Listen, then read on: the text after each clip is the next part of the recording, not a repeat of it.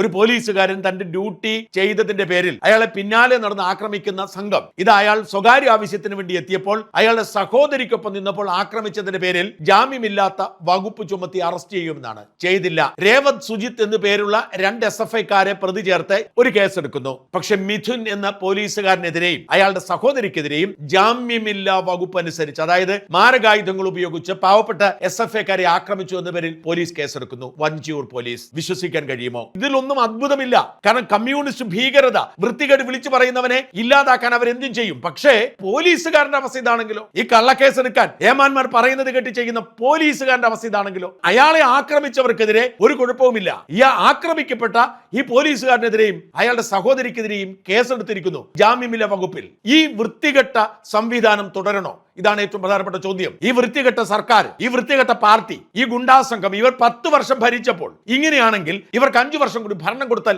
എന്തായിരിക്കും അവസ്ഥ? ഇത്രയും നെറികെട്ട ഒരു ഭരണം കേരളത്തിന്റെ ചരിത്രത്തിൽ ഉണ്ടായിട്ടില്ല. പോലീസുകാർ വികാരഭരിതരാവുകയാണ്. ആരോട് പറയാൻ? കുറെ പേർ തൂങ്ങിച്ചാവുന്നുണ്ട്, കുറെ പേർ ജോലി രാജിവെച്ചിട്ട് പോകുന്നുണ്ട്, ഇൻസ്പെക്ടർമാരും സബ് ഇൻസ്പെക്ടർമാരും വരെ ജോലി രാജിവെച്ചിട്ട് പോകുന്നു. ആരും അന്വേഷിക്കുന്നില്ല ഇവരൊക്കെ എന്തുകൊണ്ടാണ് ഇങ്ങനെ ചെയ്യുന്നതെന്ന്. ഇന്നലെ അതേസമയം മറ്റൊരു സംഭവം കൂടി ഉണ്ടായി. കോഴിക്കോട് ടൗണിലെ SI ഷാഫി ഒരു ഹോട്ടലിൽ തർക്കമുണ്ടാവുന്നു. പ്രമോദ് എന്ന് പറയുന്ന ഒരു ഗുണ്ടക അലമ്പുണ്ടാക്കുന്നു. പല കുറ്റകൃത്യങ്ങളിലും പ്രതിയാണ്. ആ പ്രതിയെ പിടിക്കാൻ വേണ്ടി പോലീസ് എത്തുക. പിന്നാലെ ഓടി വന്ന് പമ്മി നടന്നിട്ട് ഈ SIയെ കുത്തിയിട്ട് പോവുകയാണ് ഈ പ്രതി.